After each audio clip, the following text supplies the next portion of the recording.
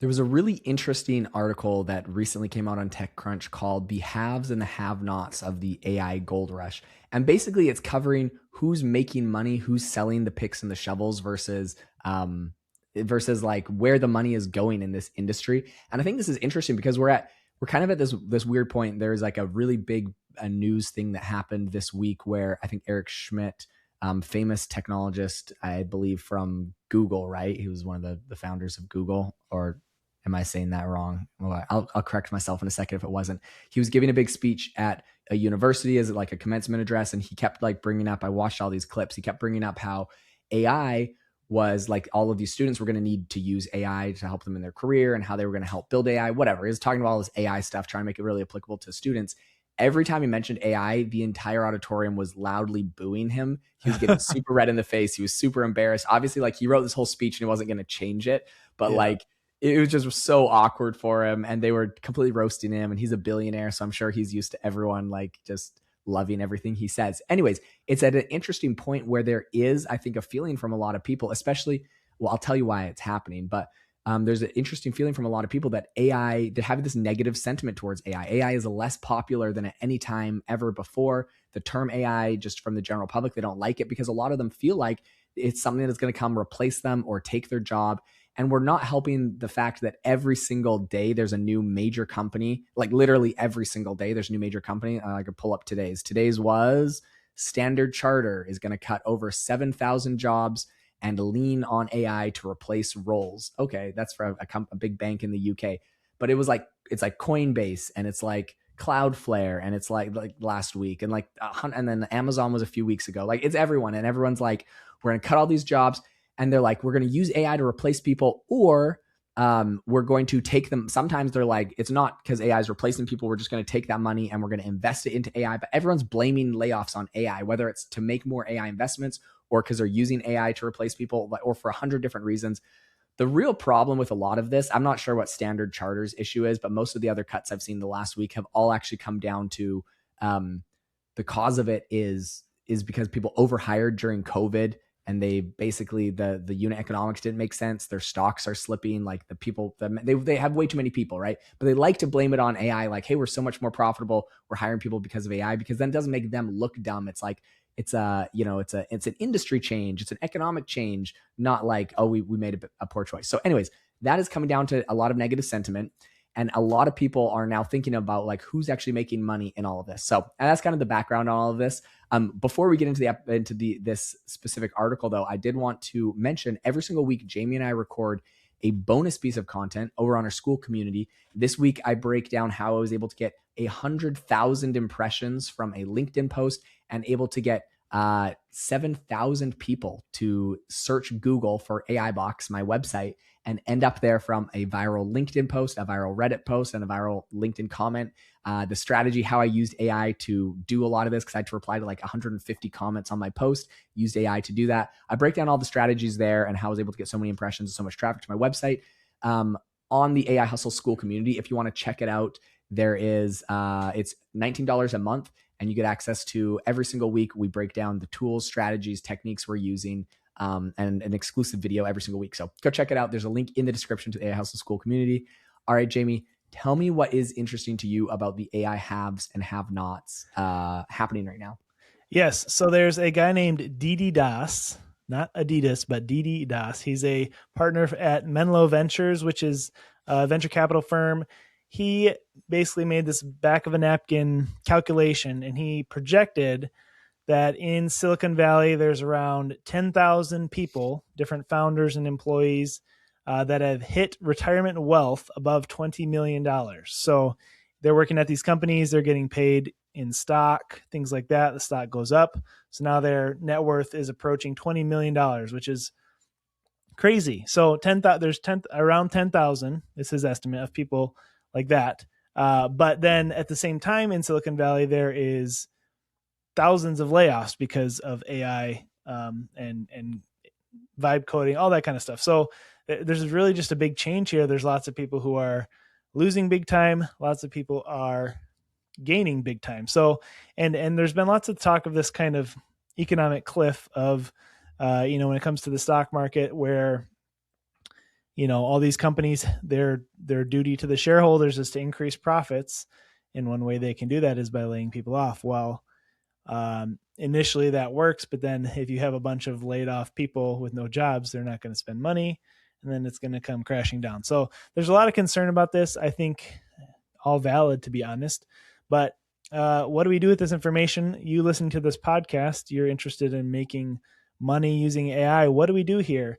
And I think the answer is, even though there's a lot of this doom and gloom type news, there's also more opportunity than ever for you listening to this to actually make money using AI and get ahead in some of these areas. So I have a couple thoughts on that. One is, are you going to be selling a shovel to other people who are trying to use AI? That's like the higher up type people who are, let's say you're building some kind of AI tool, AI app that helps other businesses, like a business to business software, or are you using AI to make your own business more efficient? Jaden, what are your thoughts, like, to the people who are listening to this right now? What should they be doing?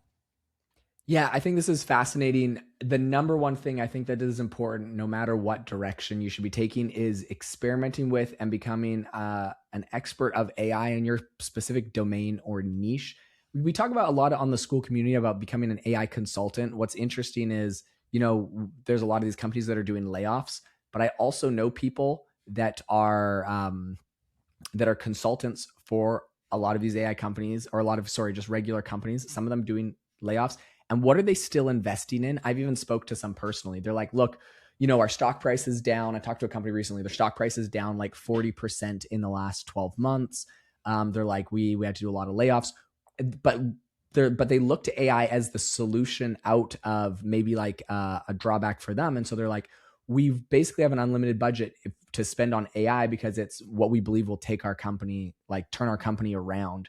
And so they pay people to help them with this kind of transformation. I know people that have signed $1 million consulting contracts to some of these firms. I just spoke to someone a little while ago that they signed $1 million consulting contract to help a firm to do a bunch of trainings and do a bunch of things inside of their organization to help them with AI.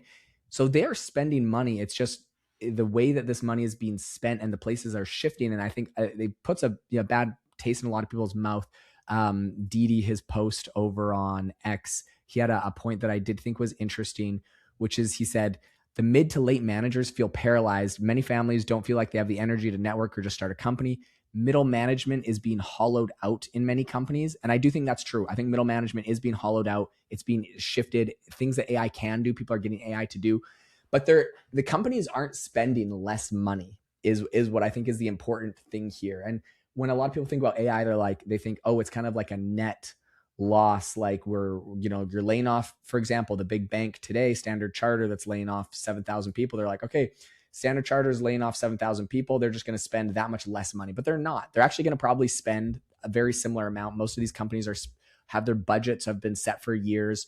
They're going to spend a very similar amount of money. They're just moving where the money is being spent. And so I think it's a really important question of where is the money being spent and how do you put yourself in a position to take that? And if maybe you were laid off, or maybe you're middle management, or maybe you're concerned about your job, these are the things that I would say start preparing for, which is probably get a consulting side hustle or prepare for that, where you can help consult and move companies that are doing a lot of this work. And also just become an expert in your industry. If you have to move jobs, or if you're going to move jobs, or even if you're starting a company doing that, make sure that you know the tools that can help your job function succeed the most, the AI tools, how you can scale that up, and how you can accelerate it. So I think a lot of it is like in the past, companies would pay for continuing education or other things. I think really you have to be the one that takes control of what you're learning and what you're experimenting with and what you're doing. And the people that invest in themselves right now, I think, to basically upskill yourself inside your industry and understand what AI tools are working best inside your industry, are going to be the people that are the best off in all situations. So that's kind of my advice that I give to people. And I think if you're listening to this podcast, you're already that person. Probably you're like, I'm preaching to the choir. You guys are already playing with every AI tool and figuring out how to use it. You're already working on AI side hustles. I think all of these things are really important though. I mean, I think there's another element too that I just thought of, and that's like self-awareness in your own job. Like, think about the job you do if you're not a business owner from day to day. And is it something that can be replaced or greatly um, reduced by AI? If so, you should try to start using AI now. And then instead of just sitting back and relaxing at work, use that time to increase your productivity to show whoever's above you that you and maybe I don't even think you would have to hide the fact that you're using AI. I think that it would actually be to your benefit to let your boss know that that's why you're be able to accomplish much more. And I think honestly that would lead to a potential promotion or even consulting within your own company. I think if you can use some of these tools to increase your productivity at your current job, your chances of getting laid off in the future would be a lot less. That would be my thoughts. But 100%.